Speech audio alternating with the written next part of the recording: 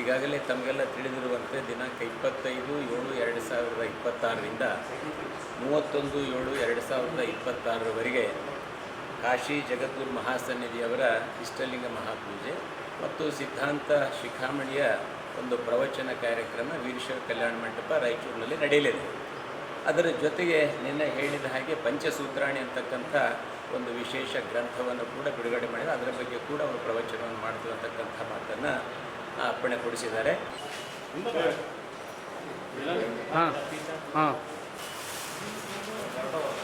ಸ್ವಲ್ಪ